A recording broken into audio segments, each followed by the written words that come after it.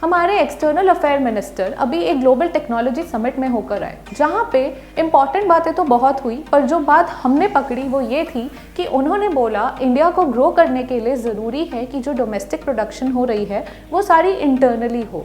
यहाँ तक बात ठीक है, समझते हैं हम, लेकिन उनकी बात कहने का मतलब ये था कि जो अनचेक ग्लोबलाइजेशन है हम उस पर थोड़ा फोकस ना करें, बल्कि सप्लाई चेन, जॉब्स और जो भी ज़रूरी चीज़ें हैं इकोनॉमी को बूस्ट करने के लिए वो सारी इंटरनली इंडिया में ही क्रिएट की जाए। बात यहाँ तक भी सारी वैलिड थी, लेकिन उनके पूरे पॉइंट्स ने एक डिबेट को थोड़ा थोड़ा कहते हैं ना चिंगारी दे दी, जहाँ पे वो डिबेट जो टॉपिक पे आई है वो है प्रोटेक्शनिज्म वर्सेस ग्लोबलाइजेशन।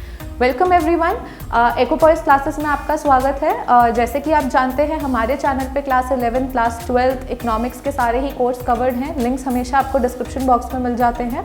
लेकिन यहाँ पे जो आज हमारा टॉपिक है, जो आज हम इम्पॉर्टेंट बात करने वाले हैं, वो है प्रोटेक्शनिज्म वर्सेस ग्लोबलाइजेशन। ग्लोबलाइजेशन क्या होती है? ग्लोबलाइजेशन एक तरीके से आप समझ सकते हैं एक तरह का बॉर्डरलेस वर्ल्ड, यानी एक पूरी दुनिया ग्लोबल विलेज की तरह होती है।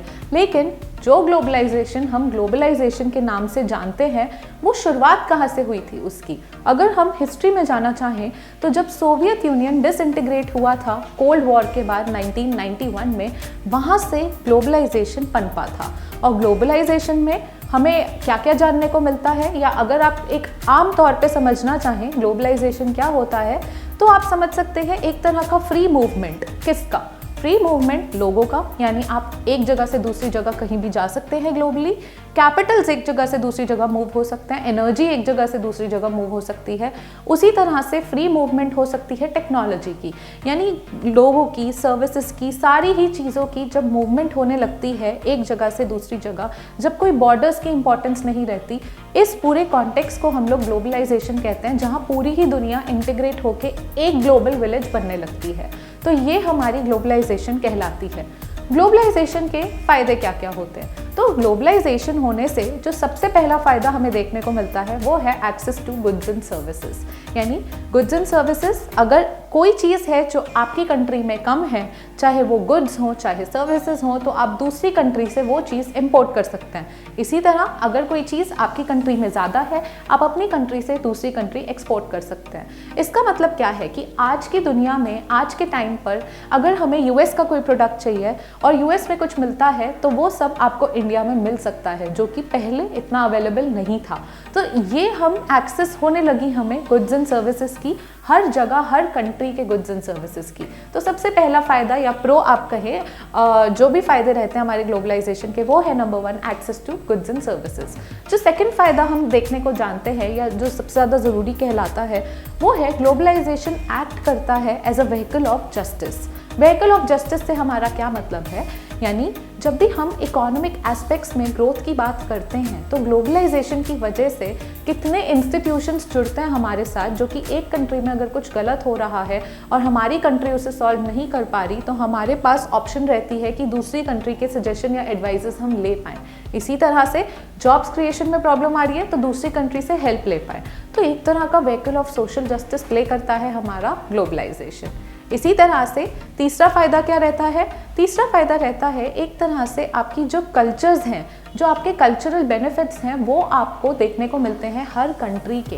यानी अगर हम दूसरी कंट्री का कल्चर अडॉप्ट करना चाहते हैं, जैसे कि आप जानते होंगे बहुत अच्छे से, आज की डेट में इंडिया में वेस्ट कल्चर बहुत ज़्यादा प्रोमिनेंट है, आपको देखने को मिल जाता है, चाहे वो ड्रेसिंग सेंस में हो, चाहे वो बात करने के तरीके में हो।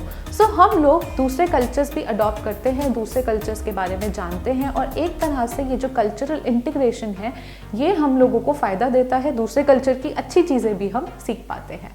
और इसी तरह से एक और फ़ायदा रहता है sharing of technology. Sharing of technology में क्या रहता है? जैसे अगर एग्जाम्पल के तौर पे बात करना चाहूँ, तो कोविड के टाइम पे आपने देखा होगा वैक्सीन्स हर कंट्री बनाने की कोशिश कर रही थी, लेकिन जिस भी कंट्री ने पहले बना ली तो बाकी कंट्रीज़ को भी वो वैक्सीन मिल गई, यानी टेक्नोलॉजी। तो कंट्रीज़ ने अपनी अपनी टेक्नोलॉजी यूज़ की और शेयर कर दी अपनी टेक्नोलॉजी दूसरी कंट्री के साथ, ताकि फ़ायदा किसका हो? ग्लोबली सबका फ़ायदा हो, अगर ग्लोबली हम लोग एक हैं। सो ये चीज़ हमें बहुत फ़ायदा देती है, और ग्लोबलाइजेशन के ये सारे हमारे पास बेनिफिट्स रहते हैं। ग्लोबलाइजेशन के जितने फायदे होते हैं, ग्लोबलाइजेशन से उतनी ही प्रॉब्लम भी आ सकती है। कुछ प्रॉब्लम्स की बात कर लेते हैं। तो सबसे पहली प्रॉब्लम जो रहती है वो होती है राइज ऑफ ग्लोबल प्रॉब्लम्स। इसका मतलब क्या है, हमारी नेशनल प्रॉब्लम्स जितनी होती हैं, तो अगर पूरी दुनिया एक वर्ल्ड है, हमारा जो पूरा वर्ल्ड है वो एक है, यानी एक ग्लोबल विलेज है, तो उनकी जो प्रॉब्लम्स हैं वो भी हम तक आती हैं। और इसी तरह ग्लोबल प्रॉब्लम्स बढ़ती हैं तो और ज़्यादा दिक्कतें आती हैं ग्लोबलाइजेशन की वजह से, जैसे कि टेररिज्म में राइज हो रहा है या इंटरनेशनली कोई प्रॉब्लम चल रही है, तो आपकी कंट्री में भी उसकी जो कहते हैं ना, उसकी जो रिफ्लेक्शन है वो आपकी कंट्री में भी आ जाती है। तो ग्लोबलाइजेशन की वजह से जो ग्लोबल प्रॉब्लम्स हैं वो राइज पे हो जाती हैं। तो हर कंट्री को जैसे बेनिफिट्स देखते हैं, साथ में शेयर करते हैं, उसी तरह प्रॉब्लम्स भी साथ में फेस करनी पड़ती हैं। इसी तरह से जो सेकंड प्रॉब्लम आती है वो है बैकलैश ऑफ नेशनलिज्म। इसका क्या मतलब है कि नेशनलिज्म जो है वो भी बूस्ट होता है, यानी हर कंट्री अगर साथ में काम कर रही है तो हर कंट्री में कंपेटिटिवनेस भी होती है, तो हर कंट्री आगे जाने के लिए अपना नेशनलिज्म भी आगे लाती है। तो हर कंट्री में कॉम्पिटिटिव स्पिरिट के चलते नेशनलिज्म का स्पिरिट आता है, जो कि एक तरह की प्रॉब्लम हो सकती है।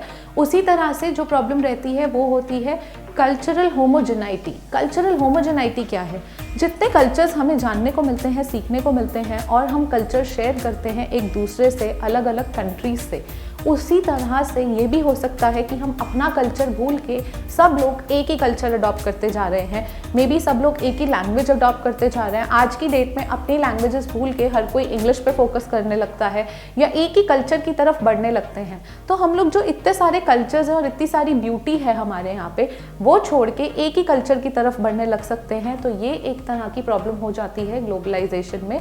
सो ओवरऑल आपका ग्लोबलाइजेशन जितना बेनिफिशियल है, वो अपने साथ जितने उसके प्रोज हैं उतने ही वो कॉन्स भी लाता है। तो ग्लोबलाइजेशन ऐसा नहीं है कि सिर्फ और सिर्फ प्रॉब्लम है। तो जैसे कि हमारे एक्सटर्नल अफेयर मिनिस्टर ने कहा कि हमें इंटरनली देखना है, हमें डोमेस्टिक प्रोडक्शन जितनी भी है वो इंटरनली करनी है, हमें कंट्री के बारे में सोचना है। तो पहले domestic territory, domestic boundary set करके अपनी कंट्री के बारे में सोचना है, यहाँ सप्लाई चेन क्रिएट करनी है, यहाँ जॉब्स क्रिएट करनी है। बात बिल्कुल सही है, लेकिन क्योंकि हम ग्लोबलाइजेशन का हिस्सा हैं, हम एक ग्लोबल विलेज का हिस्सा है, तो ग्लोबलाइजेशन के प्रोज एंड कॉन्स जानना उतना ही ज़रूरी है। आगे चलते हैं, बात करते हैं प्रोटेक्शनिज्म की, कि प्रोटेक्शनिज्म क्या होता है।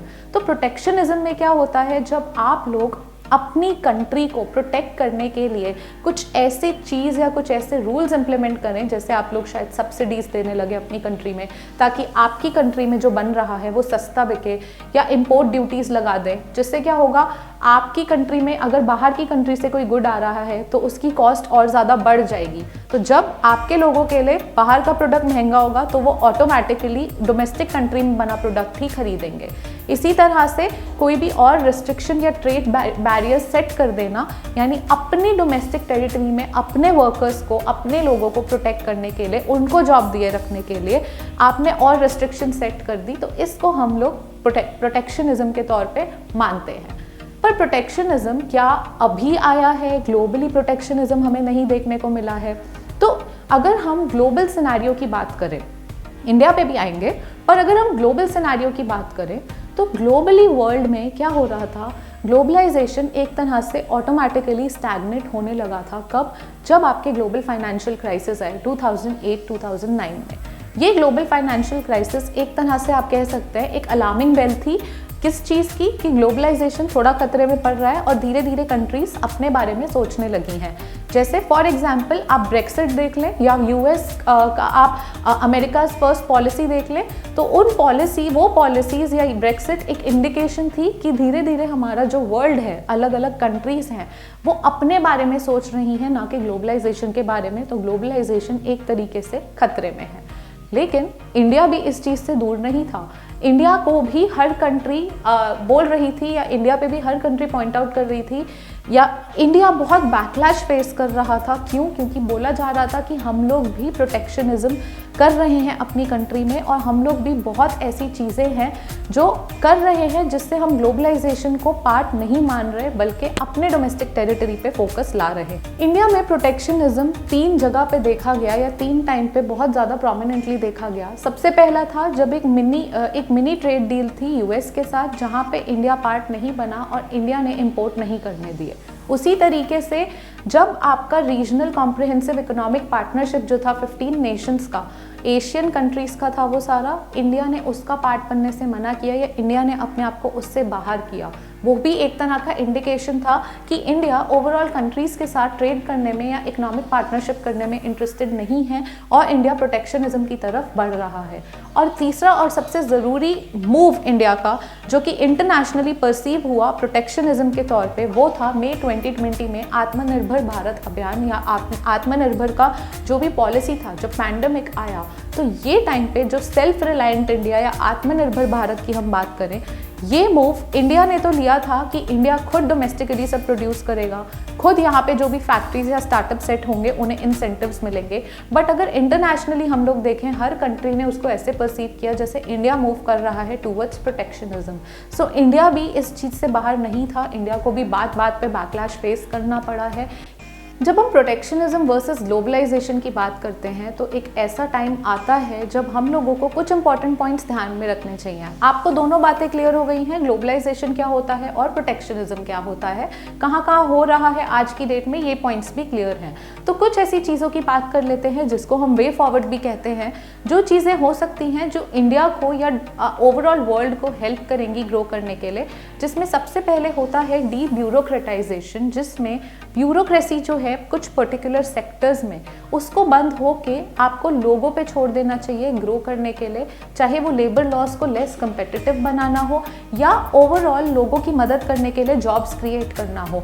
ब्यूरोक्रेसी को साइड रखकर लोगों पे बात छोड़ देनी चाहिए, उनके लिए लॉस जो हैं वो रिस्ट्रिक्टिव कम बनाने चाहिए, ताकि लेबर लॉस लेस रिस्ट्रिक्टिव होंगे तो जो कंपनीज हैं वो ज़्यादा वर्कर्स हायर करेंगी, फ्रीली ज़्यादा वर्कर्स हायर करेंगी, जिसमें सारे लोग मिलकर ग्रो करेंगे। इसी तरह से एम्प्लॉयमेंट बढ़ाने के लिए पीपल सेंट्रिक और सेक्टर स्पेसिफिक पॉलिसीज आनी चाहिए हमारी कंट्री में, जहाँ पे एम्प्लॉयमेंट आपकी और ज़्यादा बढ़ेगी, कुछ ऐसी पॉलिसीज को ध्यान में रखते हुए। इसी तरह से लाइक माइंडेड लोगों से ट्रेड करना चाहिए, लाइक माइंडेड कंट्रीज से आपको ग्लोबली ट्रेड करना चाहिए। इससे मेरा क्या मतलब है, जैसे चाइना है, चाइना की सप्लाई चेन है वो एक तरह से चल रही है, अगर आपको उसे ब्रेक करना है या फिर आपको उसके ऊपर जाना है तो बेटर है कि इंडिया कुछ लाइक माइंडेड कंट्रीज़ के साथ ट्रेड करे, जैसे कि यूएस हो गया, यूरोप, जापान, इन लोगों के साथ मिलकर हम ट्रेड करें, जिससे कि हम चाइना की हेजेमोनी जो है वो ब्रेक कर पाएँ। इसी तरह से हमें रिसर्च एंड डेवलपमेंट में बहुत ज़्यादा इन्वेस्ट करना चाहिए, क्योंकि इससे क्या होगा, हमारा रिसर्च एंड डेवलपमेंट सेक्टर और ज़्यादा नई चीज़ें आके आपके आगे रिसर्च करेगा, नई टेक्नोलॉजीज आएंगी, नई वैक्सीन्स आएंगी, नई जो हेल्थ पे भी फोकस डालेंगी, नई एजुकेशनल पॉलिसीज आएंगी। एंड हर सेक्टर में रिसर्च होने से हर सेक्टर ग्रो करेगा, हर सेक्टर का बेनिफिट होगा। सो हमें रिसर्च एंड डेवलपमेंट पे फोकस करना चाहिए। उसी तरह से हमें डोमेस्टिक प्रोडक्शन भी बढ़ा लेनी चाहिए। मैं नहीं कह रही कि हमें ग्लोबलाइजेशन का पार्ट बनना है या हमें प्रोटेक्शनिज्म फॉलो करना है, बट जो कंट्री के बेटरमेंट के लिए रूल्स हैं हमें वो इम्प्लीमेंट करने हैं। डोमेस्टिक प्रोडक्शन इंडिया को इस तरह बनानी चाहिए कि इंडिया प्रिपेयर्ड होना चाहिए नेक्स्ट 20 ईयर्स की प्रोडक्शन कैपेसिटी के लिए। सो उतना प्रोडक्शन हमें बढ़ाना चाहिए अपनी कंट्री में, इररिस्पेक्टिव चाहे हम इम्पोर्ट करना चाहें या ना चाहें, चाहे हम ग्लोबलाइजेशन का पार्ट बने रहें, चाहे हम प्रोटेक्शनिज्म को फॉलो करते रहें, लेकिन जो डोमेस्टिक प्रोडक्शन रिक्वायर्ड है इंडिया के इकोनॉमी के बूस्ट के लिए, ओवरऑल इंडियन ग्रोथ के लिए, दैट शुड टेक प्लेस। सो ये कुछ वे फॉरवर्ड पॉइंट्स थे जो हम लोग फॉलो कर सकते हैं, इररिस्पेक्टिव आप क्या चूज करते हैं, ग्लोबलाइजेशन या प्रोटेक्शनिज्म। वेट करूंगी मैं आपके कमेंट्स का कि आप लोग किस चीज़ को ज़्यादा फेवर करते हैं। आप लोग कमेंट सेक्शन में ज़रूर बताइए कि आप प्रोटेक्शनिज्म को फेवर कर रहे हैं या आप ग्लोबलाइजेशन को फेवर कर रहे हैं, और मेंशन ज़रूर करिएगा कि आपका रीज़न क्या है प्रोटेक्शनिज्म को या ग्लोबलाइजेशन को सपोर्ट करने का। उम्मीद करती हूँ आपको ये वीडियो, ये नया कॉन्सेप्ट अच्छा लगा होगा। अच्छा लगा है तो यहाँ तक आए हैं, don't forget to like, share and subscribe to the channel.